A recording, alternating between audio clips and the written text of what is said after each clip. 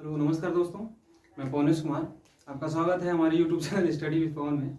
तो आइए आज हम बात करने वाले हैं क्लास 9th के मैथ के बारे में। मैथ का टॉपिक है पहला नंबर सिस्टम यानी संख्या पद्धति।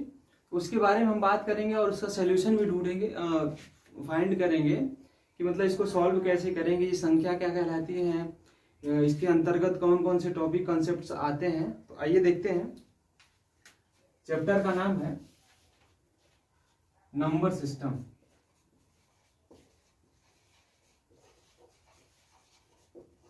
सिस्टम यानी संख्या पद्धति। क्या नाम है? संख्या पद्धति। ये क्या होता है, मान लीजिए कि ये मेरे पास दो पेन है, इसको कैसे काउंट किया जाएगा।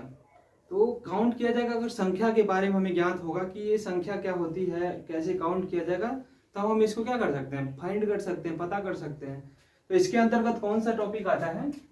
पहला प्राकृतिक संख्या। पहला क्या आता है? प्राकृतिक संख्या। प्राकृतिक संख्या यानी वह संख्या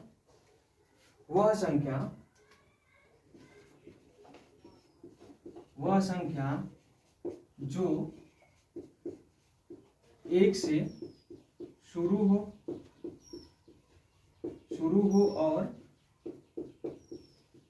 हो और अनंत तक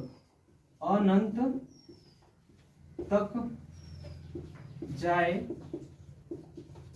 प्राकृतिक संख्या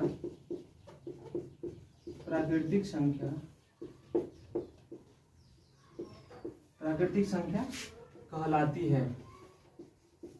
प्राकृतिक संख्या कहलाती है। जैसे वह संख्या जो एक से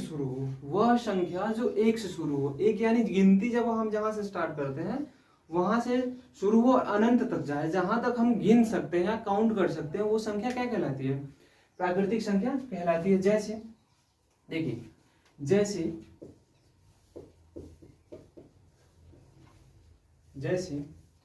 1 2 3 ... इनफाइनाइट तक, ये संख्या क्या कहलाएगी? प्राकृतिक संख्या कहलाएगी। ठीक, अब देखिए दूसरी संख्या के बारे में बात करते हैं। वो संख्या क्या है?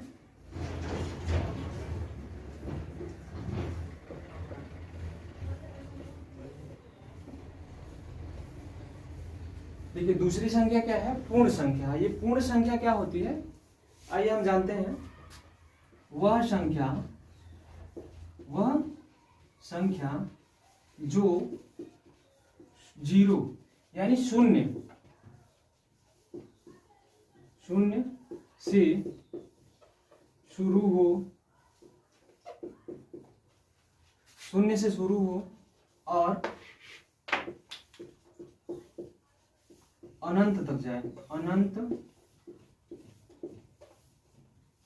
तक जाए, वह पूर्ण संख्या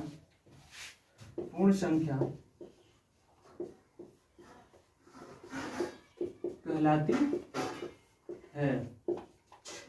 यानी देखिए, वह संख्या जो शून्य से स्टार्ट हो, यानी देखिए हमें लाइन ड्रॉ कर रहे हैं, यहां से 1 2 3 4 5, तो 1 2 3 4 5, 1 2 3 4 5। अगर इसमें हम जीरो ऐड कर ले रहे हैं, जीरो इंक्लूड कर ले रहे हैं, जीरो को हम जोड़ रहे हैं, तो ये संख्या टोटल क्या कहलाएगी? ये पूर्ण संख्या कहलाएगी। जैसे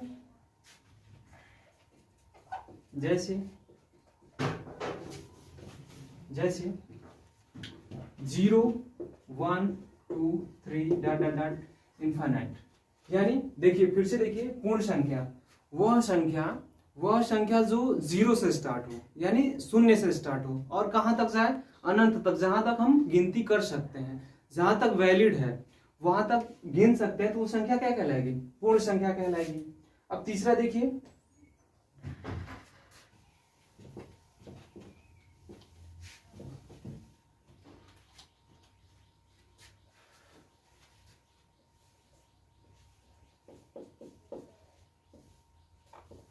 पूर्णांक। पूर्णांक क्या होता है? वह सभी संख्या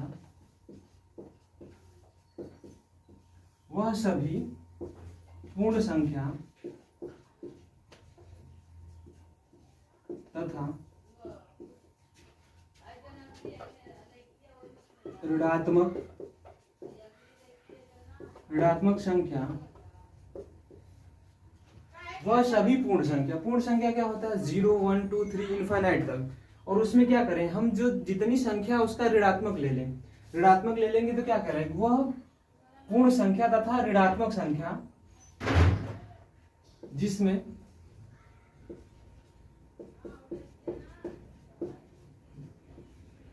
जीरो भी शामिल हो,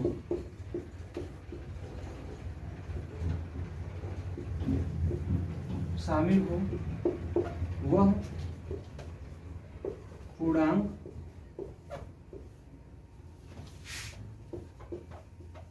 कहलाती है। यह धनात्मक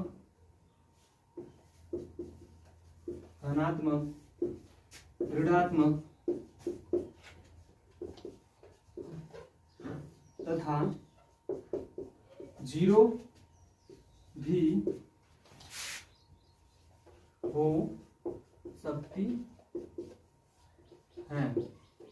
ये क्या हो सकती है, यह धनात्मक भी हो सकती है, ऋणात्मक भी हो सकती है और जीरो भी हो सकती है। जैसे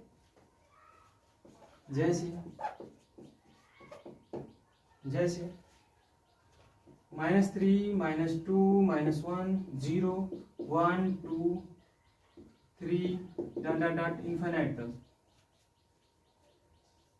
पूर्णांक क्या होता है कि जो हम पूर्ण संख्या ले रहे हैं, पूर्ण संख्या के अंतर्गत जीरो भी इंक्लूड है, 1 2 3 4 जहां तक हम गिन सकते हैं वो भी इंक्लूड है। और इसमें क्या करें, ऋणात्मक संख्याएं भी ले लें। क्या करें, ऋणात्मक संख्या या नेगेटिव नंबर भी ले लें तो वो संख्या क्या कहलाती है, वो संख्या पूर्णांक संख्या कहलाती है। आइए इस कड़ी में हम देखते हैं।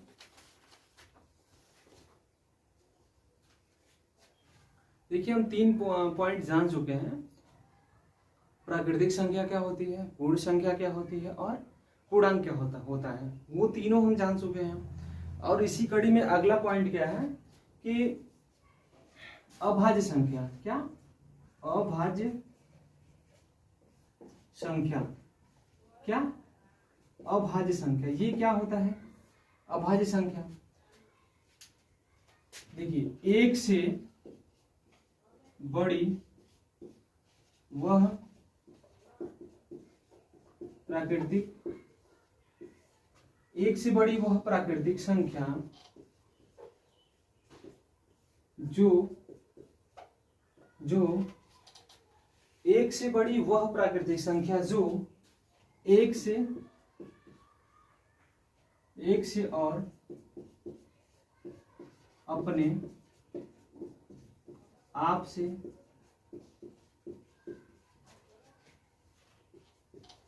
विभाजित हो, उसे हम अभाज्य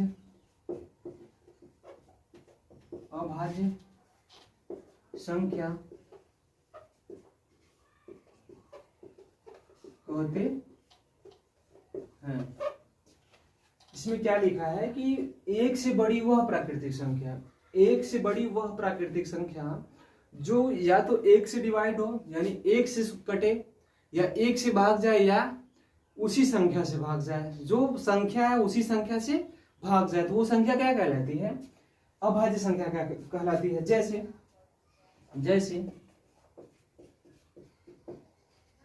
2 ये क्या है, एक से बड़ी है। दो संख्या क्या है, 2 लिखा है, ये क्या है, एक से बड़ी है यानी एक से बड़ा है। और क्या है कि इसको किससे भाग दे सकते हैं, या तो एक से भाग दे सकते हैं या 2 से भाग दे सकते हैं, और किसी संख्या से भाग दे सकते हैं, नहीं दे सकते हैं। तो सबसे छोटी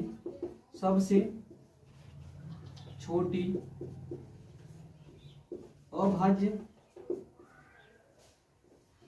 संख्या कौन सी है, 2 है।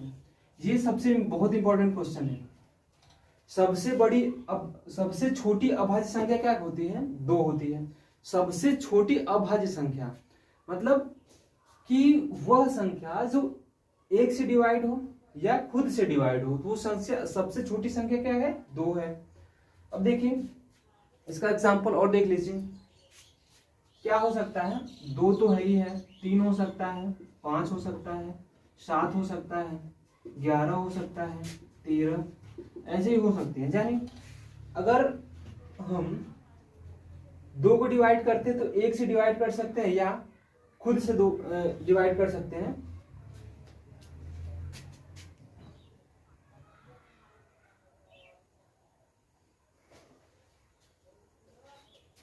सबसे छोटी अभाज्य संख्या देखिए, इसमें और क्या हो सकता है एग्जाम्पल? इसमें एग्जाम्पल क्या हो सकता है? संख्या 2 है, 3 है, 5 है, 7 है, 11 है, 13 है। यानी 2 को हम 1 से भाग दे सकते हैं या 1 से डिवाइड कर सकते हैं, या और किससे डिवाइड कर सकते हैं? हम 2 से डिवाइड कर सकते हैं, ठीक। और 3 को क्या कर सकते हैं? या तो 1 से डिवाइड कर सकते हैं या 3 से कर सकते हैं। और किस संख्या से कर सकते हैं? नहीं कर सकते हैं। 5 को भी ऐसे ही कर सकते हैं, 7 को भी, 11 को भी, 13 को भी। ये क्या है? 1 से भाग जाएंगे या 1 से डिवाइड होंगे या खुद से हो सकते हैं। जैसे 2 को डिवाइड कर रहे हैं तो 2 से ही हो सकता है या 1 से हो सकता है। 3 को डिवाइड करना है तो 3 केवल 3 से डिवाइड हो सकता है, 1 से डिवाइड। हम तो जान चुके अभाज्य संख्या क्या होती है, और अब जानेंगे भाज्य संख्या। भाज्य संख्या क्या होती है? भाज्य संख्या, भाज्य संख्या 1 से बड़ी वह प्राकृतिक संख्या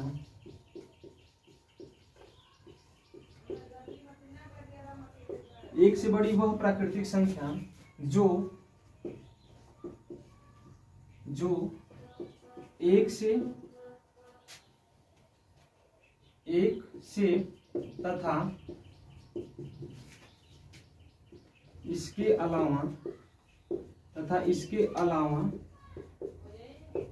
तथा इसके अलावा किसी और संख्या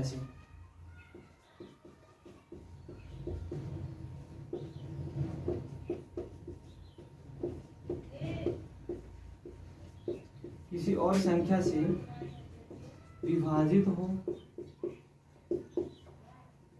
किसी और संख्या से विभाजित हो, वह भाज्य संख्या कहलाती है। जैसे अब हम 1 से बड़ी 2 और 3 तो क्या हो गए? 2 और 3 तो क्या हो गए? अभाज्य संख्या। यानी इसके बाद क्या आएगा? 4 आएगा, 6 आएगा। तो 4 को ध्यान देखिए, जैसे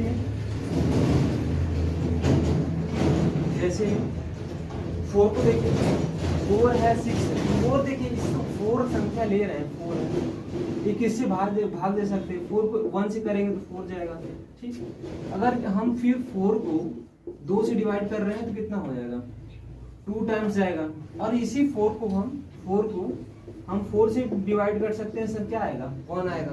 तो ठीक है, तो देखिए भाज्य संख्या क्या होगा? 1 से बड़ी वह प्राकृतिक संख्या, 1 से बड़ी वह प्राकृतिक संख्या जो 1 से तथा इसके अलावा किसी और संख्या से भी विभाजित हो जाए। अभाज्य में क्या था कि 1 के अलावा किससे हो रहा था? खुद से हो रहा था। लेकिन इसमें क्या है? देखिए इसमें क्या है? 1 से डिवाइड होगा है, खुद से भी डिवाइड होगा, लेकिन उसके अलावा किसी और संख्या से भी क्या होगा? डिवाइड होगा। वो संख्या क्या कहलाएगी? भाज्य संख्या कहलाएगी। जैसे हम एग्जांपल ले रहे हैं 4 और 6, 4 को डिवाइड कर रहे हैं पहले 1 से, तो कितना आ गया? 4 आ गया।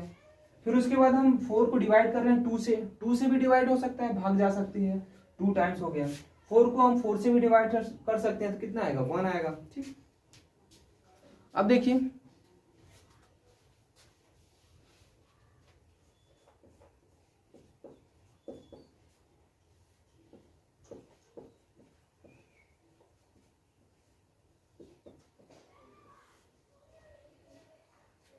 परिमेय संख्या, ये क्या है? परिमेय संख्या, ये मोस्ट इंपॉर्टेंट है।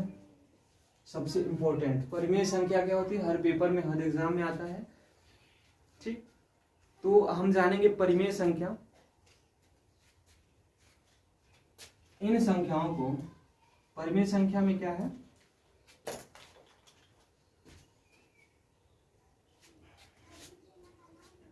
देखिए परिमेय संख्या क्या होती है, सबसे इंपॉर्टेंट है। परिमेय संख्या क्या होती है, इन संख्याओं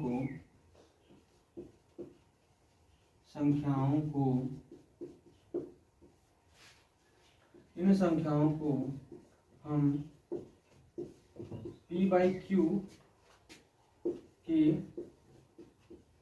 रूप में लिख सकते हैं, जहां q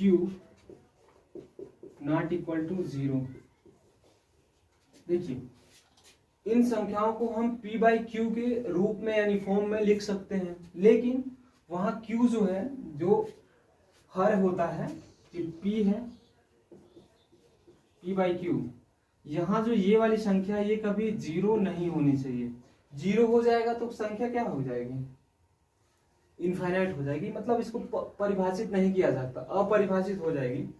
तो इसको क्या करना है, p/q के फॉर्म में लिखना है, लेकिन इसको q कभी 0 नहीं होना चाहिए। ठीक, तो कैसे लिख सकते हैं, देखिए 2/3, 4/5, ये सब क्या है, ये सब परिमेय संख्या है, परिमेय संख्या है, ये क्या कहलाएंगे, परिमेय संख्या। और देखिए पाई होती है, पाई का मान क्या होता है 22/7, ये जो पाई होती है ये परिमेय संख्या नहीं होगी। क्यों, क्योंकि ये 22/7 जो है ये कुछ वैल्यू आता है, वो एग्जैक्ट वैल्यू नहीं होता है, इसीलिए क्या हो गया, ये परिमेय संख्या पाई को काउंट नहीं करेंगे, वो क्या हो, भिन्न के रूप में हो, यानी p/q के रूप में हो। और जो नीचे का जो वैल्यू है, जो नीचे का मान है, वो कभी 0 नहीं होना चाहिए, इसीलिए लिखा है q not equal to 0, q जो है वो 0 नहीं होना चाहिए। अपरिमेय संख्या,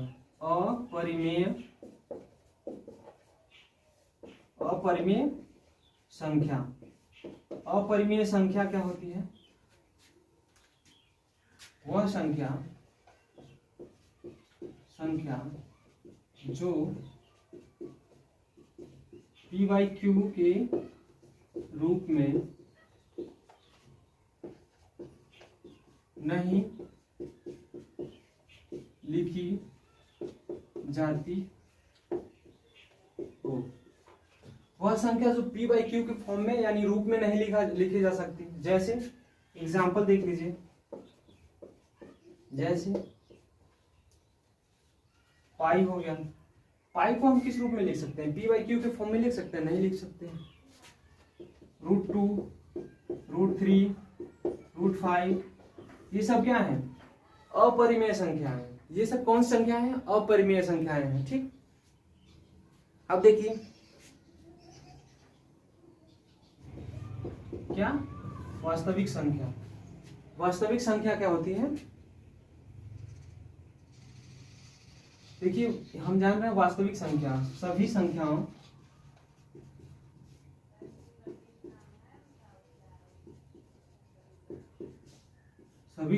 का संग्रह, सभी संख्याओं का संग्रह, मतलब कि जो संख्याएं हैं, टोटल संख्याएं हैं, उनका संग्रह यानी कि योग, मतलब सभी संख्याओं का इकट्ठा होना, वो क्या कहलाता है, वास्तविक संख्या कहलाती है।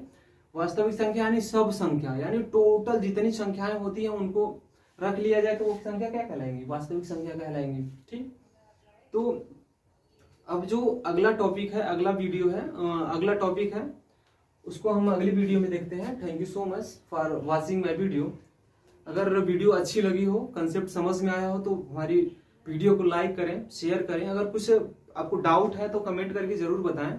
Thank you so much, have a nice day.